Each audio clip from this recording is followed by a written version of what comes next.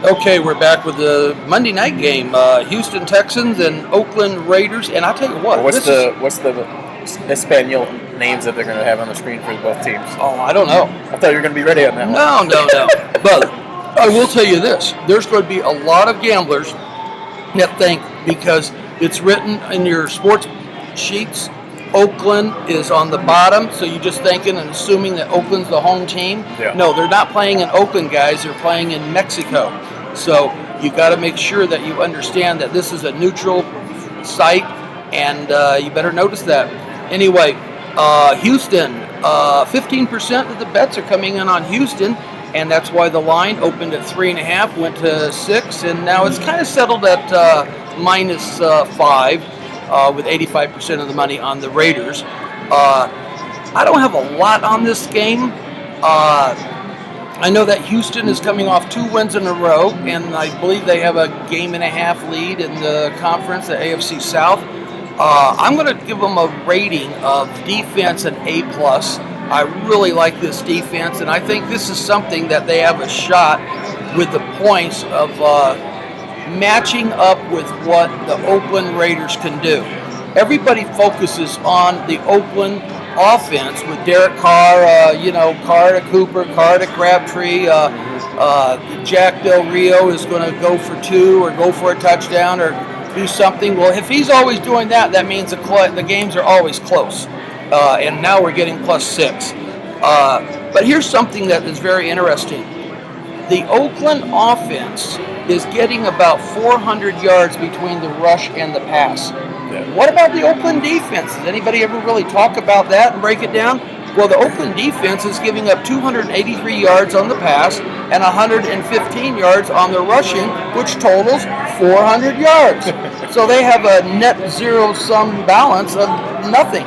And when you've got a neutral site, you got everybody and their mother wanting to bet Oakland on Monday night, because I remember when I was growing up, you don't bet against Oakland on Monday night. That's still around. Take the points. Oakland +6 points is the way I'm going to go.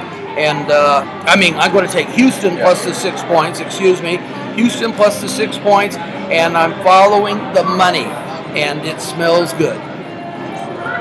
So following the money is Oakland, right? No, because the way. smart money is going to be on Houston. We're in agreement on this one. I'm not on the public. Well, let's go ahead and say we're in agreement on this one. And I was just breaking this one down in my head. The Houston Texans, whenever there's primetime games like this, you're talking about going down to Mexico. Just throw it out there. It's like going playing a game in Europe. There's going to be more fans. I think, what do they say? They draw like 100,000 plus. Obviously, there's going to be more Raiders fans there. So I don't know, because Houston's a border town almost of. They're way right there. south in Texas. They're right there. Big Hispanic following. Raiders fans travel. Well, I don't know if they're going down there, but it'll be interesting. We'll be looking for that. Is it going to be Hispanic fans from Houston follow or Raider fans? We'll know. It'll be interesting to see. But like we were saying, the Raiders, which team is more believable with their winning record? The Raiders at 7-2 or the Texans at 6-3? Probably neither, because when we talk about these two teams when they're in the playoffs in January, guaranteed both teams are going to be underdogs, probably by a large amount when they're playing those real teams of the AFC. But I like to harken back to primetime eyes. I'm going to do my trap deal for right here. Primetime eyes. Primetime eyes on the Texans this year. They played the Denver Broncos Monday Night Football, 9.5-point spread, didn't come close. They played the Indianapolis Colts Sunday Night Football, barely pulled that one out, but once again they looked like crap on national TV for 3.5 quarters of that game. It was a very lucky comeback win. Raiders, on the other hand, they're 7-2. They beat the Denver Broncos on Sunday Night Football 2 weeks ago, and that really opened up the eyes of a lot of people. Plus, they've been pulling out all these close games all season long, and nobody really believes in Brock Osweiler. I don't. But one thing I've noticed the last 2 weeks, he's getting into a little bit of rhythm. The same way, I think sometimes when you're with a new team, it takes a while to adjust. It does. He's not a great quarterback. He's a game manager. And that's what this league's about. It's not always about being that flashy quarterback and throw 400 and 500 yards a game. There's certain teams where you build yourself around a team. And that's the way the Houston Texans plan on using Brock Osweiler. And he's starting to get in that rhythm a little bit. It kind of started in that game against the Detroit Lions, where he didn't do much, but they won the game. I think when you win games, you start to get that a little bit of familiarity on what you're expected to do.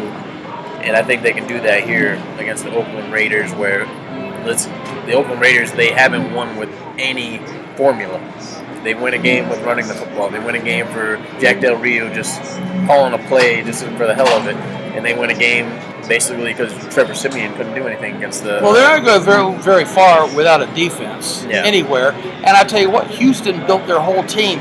When they got Brock and signed him, it wasn't because he was supposed to be a flashy quarterback. They know exactly what they wanted, what they got. That's why they're 6-3, but they built it all around the defense, and defense is for the championships, and that's where they're gearing.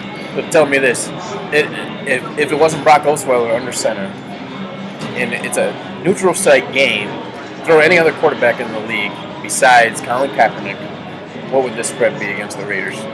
Let's say Trevor Siemian. Oh, it'd be a lot closer. Exactly. You know. Exactly. That's why I'm taking Houston plus the points. Oakland, they can't get out of their own way. And you know what? I've seen a lot of things. I even think Oakland very easily could win this game. You know, they could win this game by, 3, 4, 5 points, something like that. But I just don't think they're going to cover the spread. And that's all I'm caring about. Exactly. Is covering the spread. Let them win. I hope they win the game. I hope they win 23-20. Wouldn't bother me at all. Yeah. But Houston is gearing up. And I'll tell you another thing that I think that after Romo gets his ring with the Dallas Cowboys this year, the first people that are going to be calling on him is Houston, Texas, keeping them in a nice warm place, in a nice environment. Keep them in Texas. They love them in Texas, and it's out of the NFC and into the AFC. And I think that's where he's going to end up with Houston. And boy, would he love to play with a team that has a good offensive line and a team that has a running back here or there, but also he don't have to worry about the defense.